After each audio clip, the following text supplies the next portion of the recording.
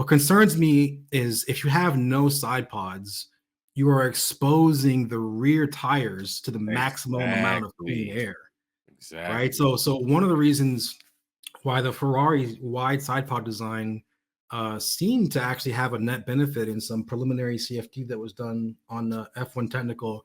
Definitely a great site. Check that if you want to get into the weeds and technical stuff.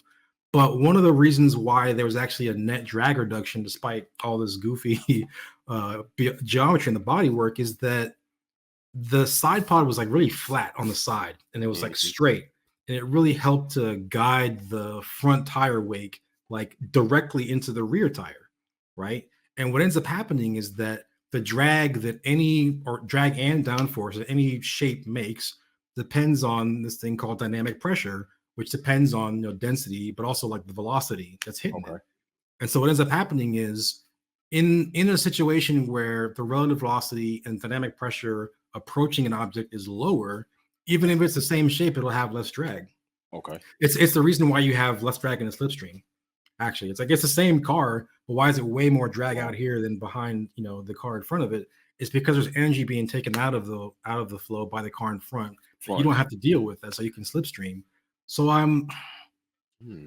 the idea is very interesting to me, but the question is, how much extra downforce do you gain by doing that versus how much drag is it going to cost you? Now, if you Uh, have like a crazy engine with tons of extra power, maybe you can rock that. Maybe that can work for you. But right.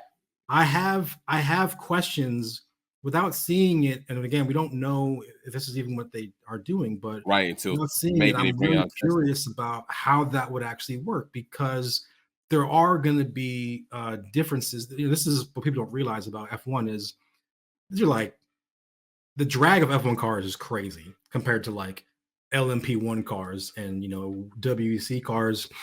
They have this nice body work covering the wheels and fairings and all this nice clean stuff. Has a nice beautiful clean weight coming off. An F1 car is just it's chaos. Thanks for tuning in and watching another video here at Wolfpack Performance. Check out some of my other content on Formula One issues, our topics, and our DIY products on how to customize your vehicle. Don't forget to comment, like, share, and subscribe. See you soon.